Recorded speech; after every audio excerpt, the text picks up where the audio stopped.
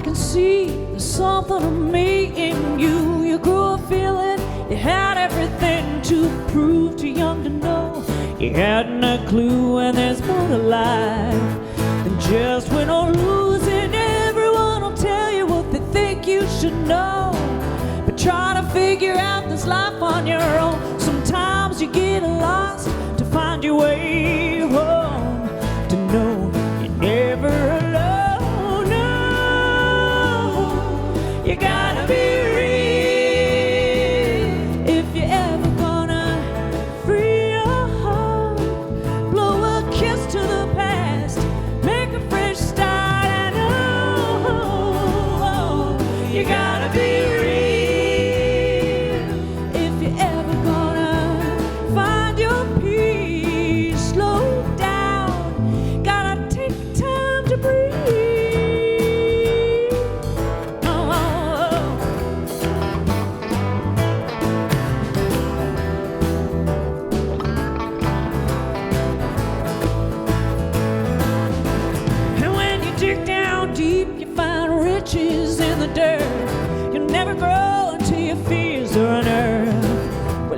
Within a never-ending search to fill our voids, all of our hurts. So listen to your voice and the words that you say.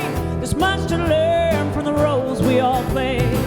Perfection's just a losing game, perfect cover masking life's pain. Oh, you gotta be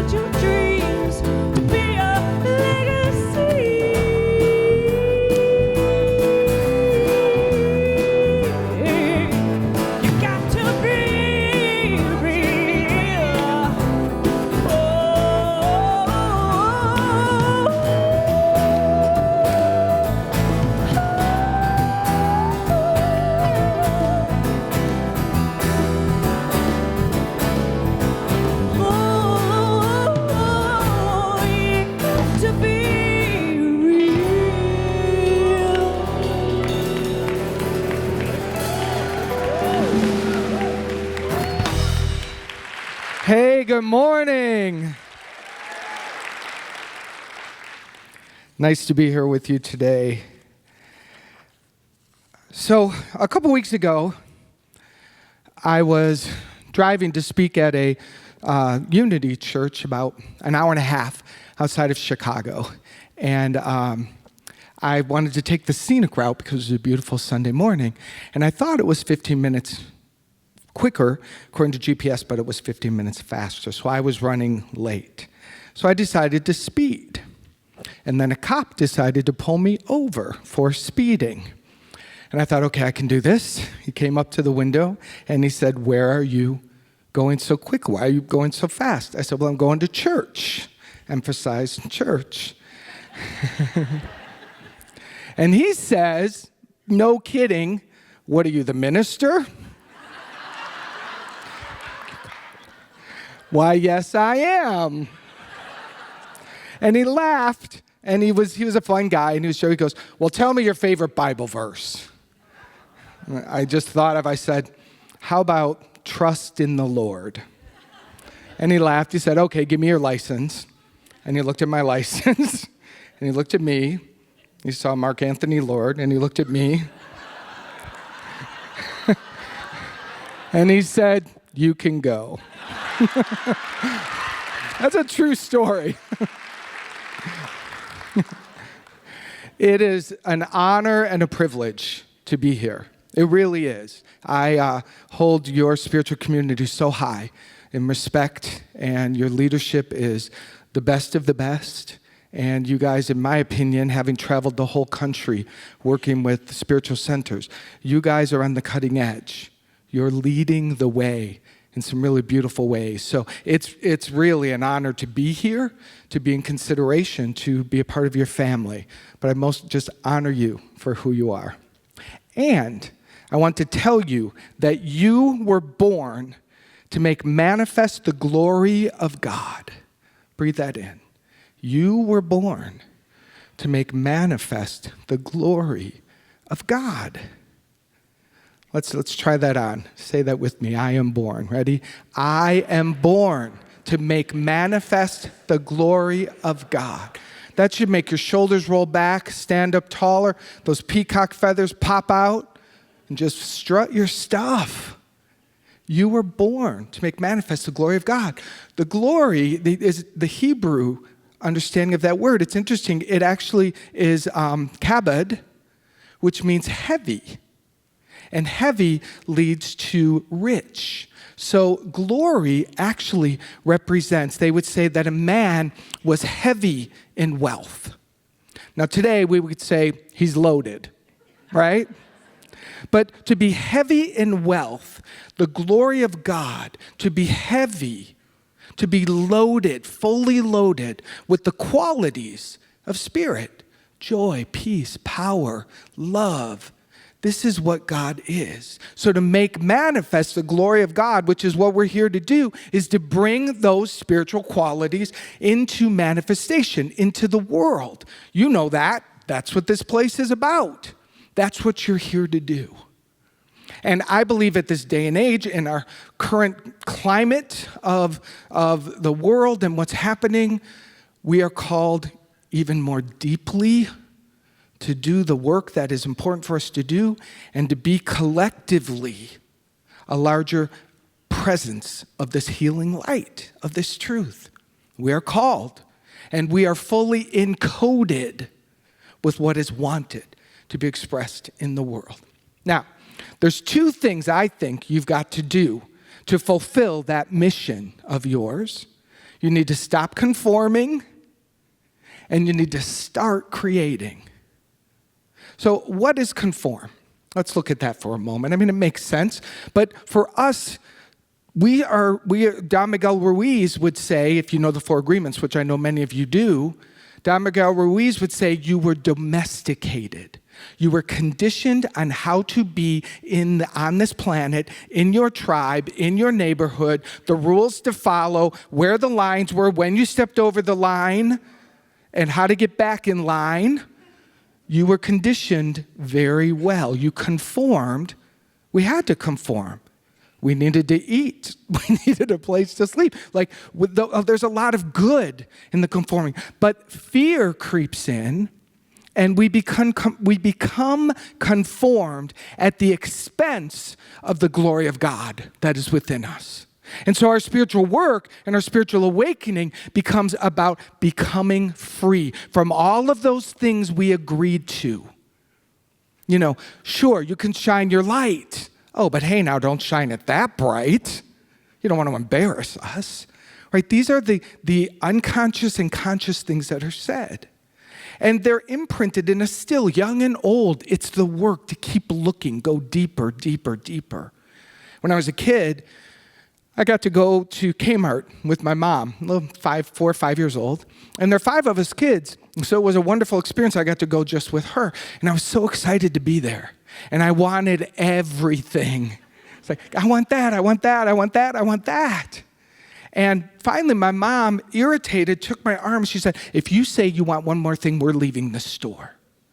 And that, I got froze. And what I got was, if I want too much, it makes my mom upset. It causes her to hurt, so I shrink. We all have those moments. We were having too much fun, and we got shamed or punished or whatever. We stepped out of line, just whatever we do. And we see the impact that it has on our caregivers, and that causes us to make decisions about ourselves. And if those decisions are not addressed, shine the light of Spirit upon, they can remain and have hold on us to lesser and greater degrees throughout our lifetime. Thank God for Center for Spiritual Living, because this is the very place where we say, no, that game's over. There's, in the Bible, it says that you should not put new wine into old wineskin. Now, the reason that we're told not to put new wine into old wineskin is because the wineskin will break. The old wineskin can't hold the new wine. There's something about it, the toxicity, the makeup of it is pure and new and fresh, and the old wineskin cracks. This is interesting, and us metaphysically and spiritually, what it means is your consciousness is the wineskin. Your life is the wineskin. And you must be willing to keep having that be made new, so that when new ideas of Spirit come into you, when divine inspiration comes to you to do something, to be something, to share something, your wineskin, your consciousness is ready. And it's able to hold that. Because what happens if your consciousness is still clinging to the old constructs of who you think you're supposed to be, and a divine idea comes in, it can cause conflict inside of you. And sometimes we push the divine idea out, don't we? Sometimes you get that voice that says, you really should open that ice cream shop. I don't know why ice cream shop is coming to me in this moment. Whoever that's for, take it. It's coming through me. But if you're not in the consciousness of possibility, if you're still living in the conformed idea that people in my family don't do that brilliant idea that is yours will be kicked out, delayed, or just cause you suffering because you go to, I can't do that, right? That's what conformity does to us. So we're here to create. Conformity says, stay in line. Fear says, don't shine too brightly. But the Spirit, it says, create. Create, create, create. In fact, God is the creative principle. That is a name for God. Creative principle. Ernest Holmes says that creation is always beginning, never ending. Always beginning. Every moment when we're here now, when we're present, there is something new. Creation is occurring. Now, I'm not talking about create, like do that painting, write that book, dance that dance, sing that song. Those are beautiful things to do. Of course, do them because they're great for your soul. They're great for your soul.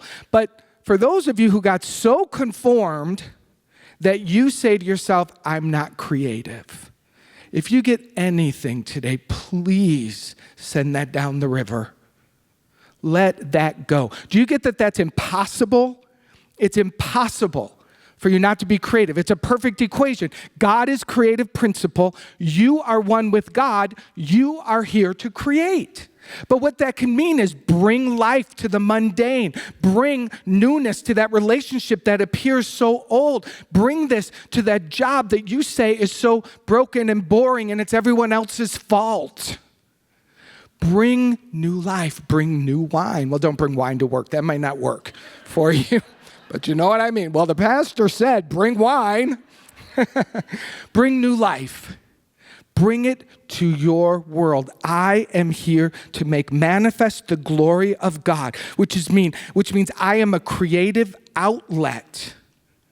I am a creative outlet. And that creativity, that new life is always here now when I name it and when I claim it and when I make myself, I'll say, a worthy vessel, the consciousness that can hold it and bring it to the world. That's what we're here to do. And again, I know I'm preaching to the choir here, but we all need to hear it 100 different ways sometimes, don't you think? Yeah. So the question becomes, how do we move from conformity to creativity? What's the bridge? What's the bridge? I'm going to give you an overview of it, but at the workshop today, you're going to get a deeper dive into it. So you feel free to text your friends and tell them you're going to stay for the workshop. You can do that now. Totally cool. So the bridge from conformity to creation it's a new idea for me that I've been playing with. And the first step is to locate ourselves, awareness of where you are. And I want to give you a very simple formula. If you can't make the workshop, totally cool. Here's something you can take home. Just noticing, am I above the line or below the line? Very simple model. Above the line is where creativity happens, curiosity, learning, generosity, the flow of spirit. Below the line is where you're really dedicated to being right, where you're pretty clear life's not working, and you find yourself frustrated and blocked, conformed, disconnected from the glory of God that you're here to be. So you can locate yourself. Am I above the line or below the line? Now here's the challenge of this, is that when you locate yourself, you've got to be willing to be non-judgmental, to not judge where you are. And that's challenging. That's challenging for all of us New Thought people, because we love to be above the line. Of course we do. Of course we want to feel that. That's who we are. So it makes sense. But I want to tell you something. You can't get to Los Angeles from Portland if you're in Seattle. I know you're like, what? Okay, let me do it again. You can't get to Los Angeles from Portland if you're in Seattle. You have to be where you are. If you want to get to Los Angeles from Portland, you need to be in Portland. You need to know where you are and then go from there. Very often, you are not properly locating yourself for what's true inside of you. Because we love to do, oh no, I'm fine. You are not fine. You're not fine. You're not. I mean, you are, but you're not. Right? But if we can cleanse off all the judging, we're going to get there. The bridge is the way to move, but you want to do it in a way so you don't keep repeating the pattern, you know? If you don't fully acknowledge where you are, you can't fully move to where you want to be. And that is a challenge for us because of the judgments and the shame and the embarrassment that we have co-created. Where it's not like, it's not the thing to walk in the room and go, hey, how are you? I am sick with jealousy right now. Thanks for asking. Who does that, right? Who's going to admit that? But yet, what's the rule in real estate? Location, location, location. Where are you with no judgment gives you the opportunity to begin the movement. Please hear this. If you're not willing to be fully authentic of where you are, you won't fully move because you're BSing yourself a little bit. So we move to awareness in a way that allows us to move into our next step, which is acceptance. We accept it. And that's work. I want you to pay attention.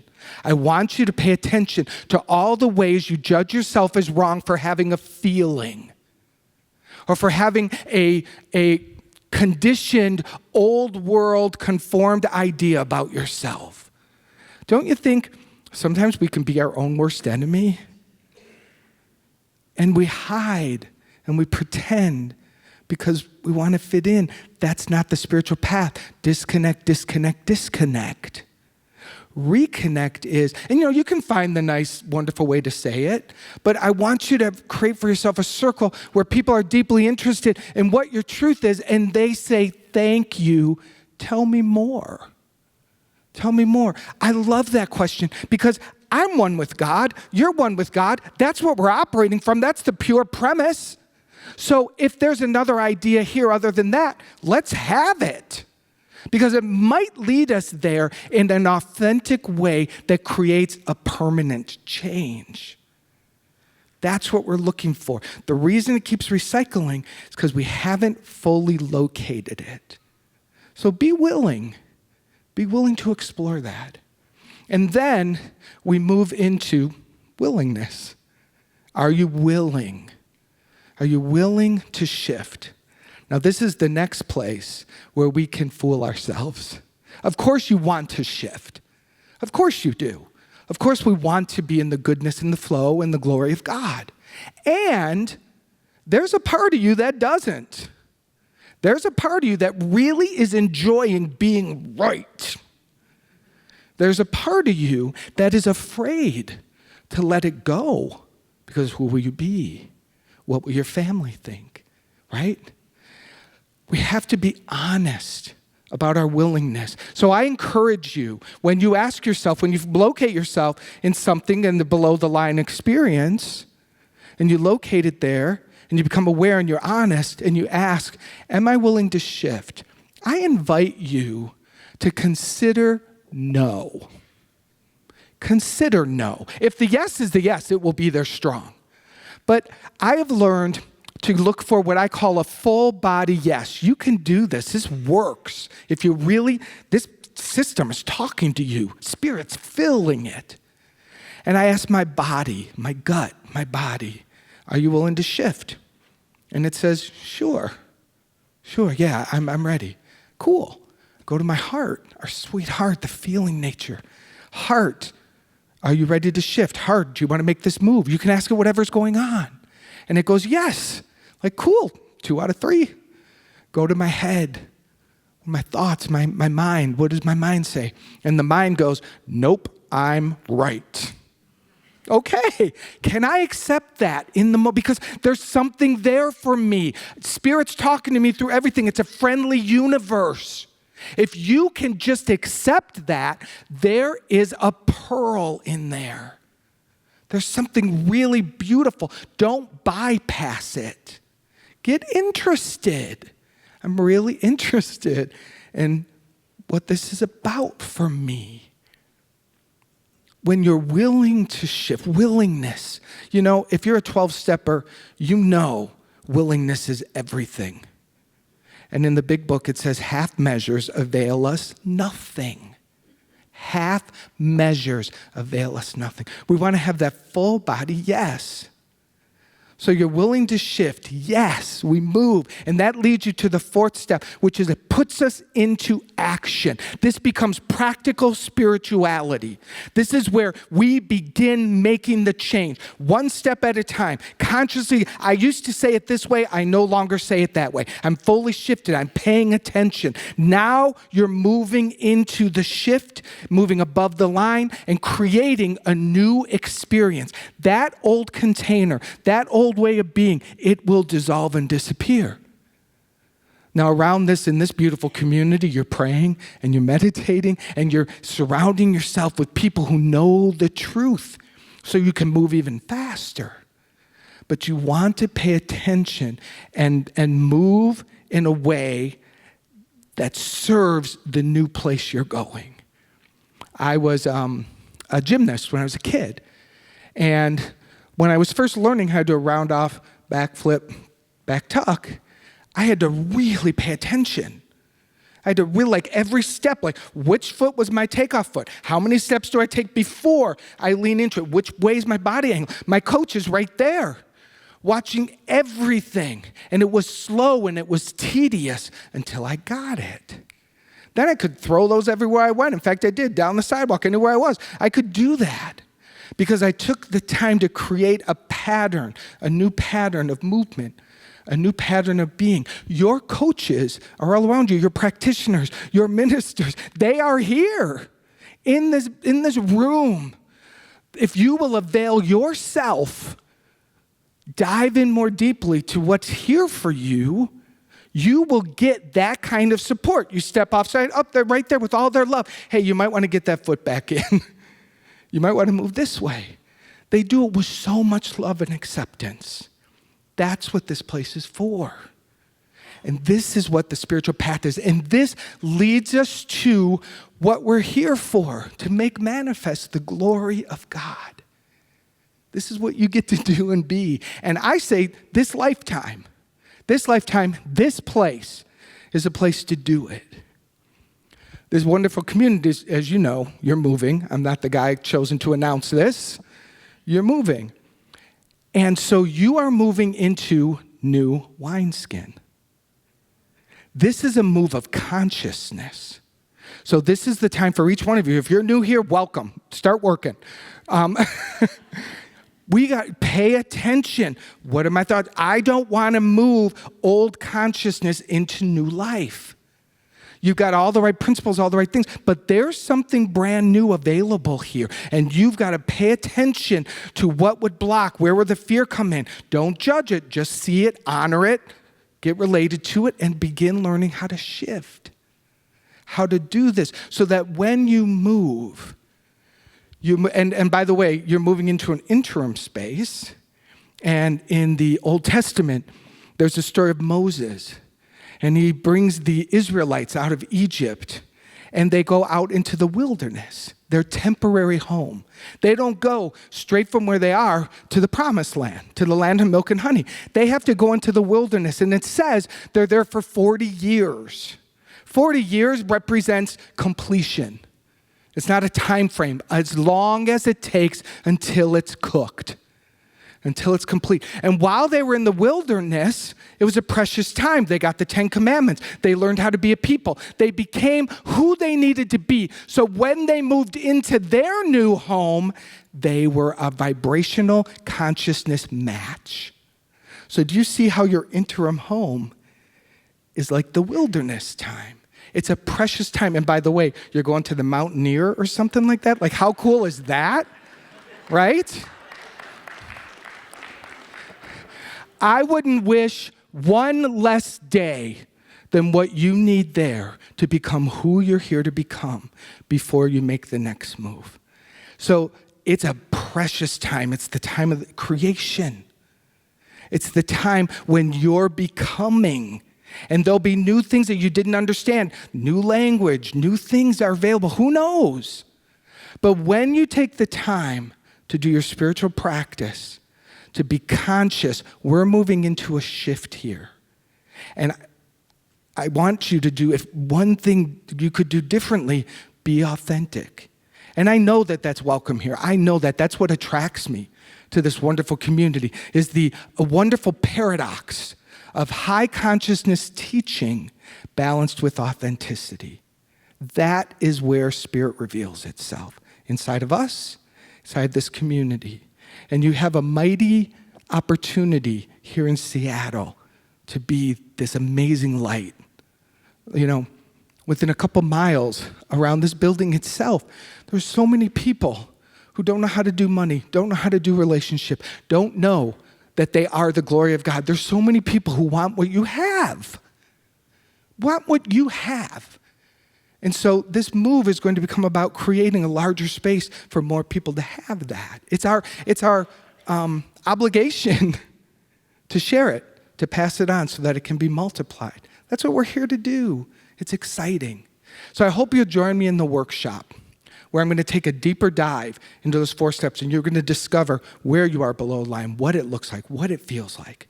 You're going to discover how to really accept that, create a new container for self-acceptance, and then discover how to get into that willingness, and then what's the action. So we're going to explore that. I hope that you'll join me for that. Most importantly, please breathe this in. You are here to make manifest the glory of God. Breathe that in. And so that is. Thank you. Thank you.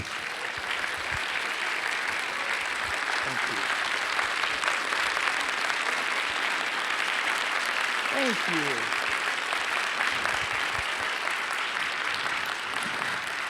All right, let's do what I really love to do, which is pray.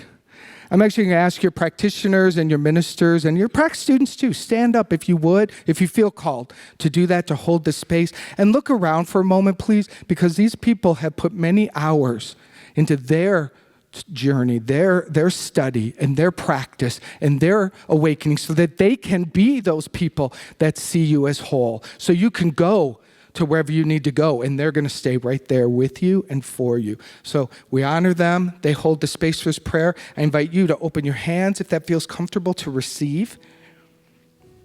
Lift up your chin a bit to open your heart. Feel that open space and breathe.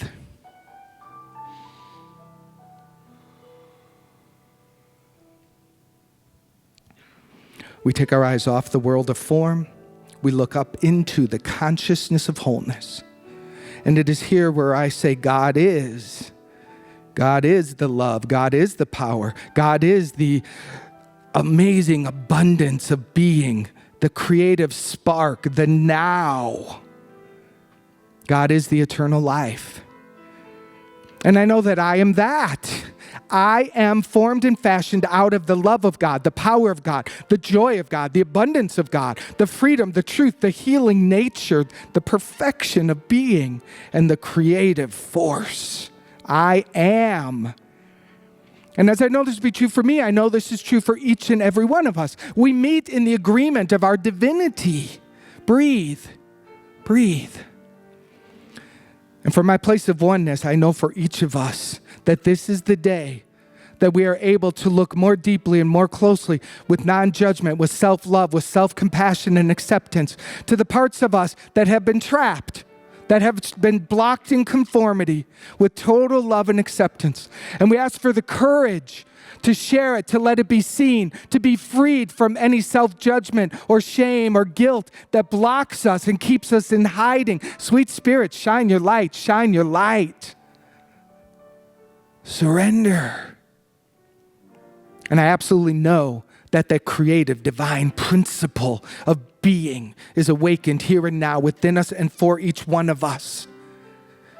And that we bring it into our lives more willingly, more consciously, deeply interested in how I can bring the new consciousness to the places where I am trapped and others are trapped. Freedom is our birthright. Say yes to that. Repeat after me. I am here to make manifest the glory of God. Breathe in. Feel that expansion. If there's anything heavy on the hearts in here, if there's any sickness, dis-ease, if there's any broken thoughts, sweet Spirit, this is our healing time. This prayer reveals the wholeness, mends the brokenness, making it stronger than ever before, helps us remember the truth of who we are. In gratitude for the fulfillment of this prayer, all the wonderful miracles that are now activated because of it, I give thanks and I release this into the action of the law that only says yes. This prayer is done, and so it is. Amen.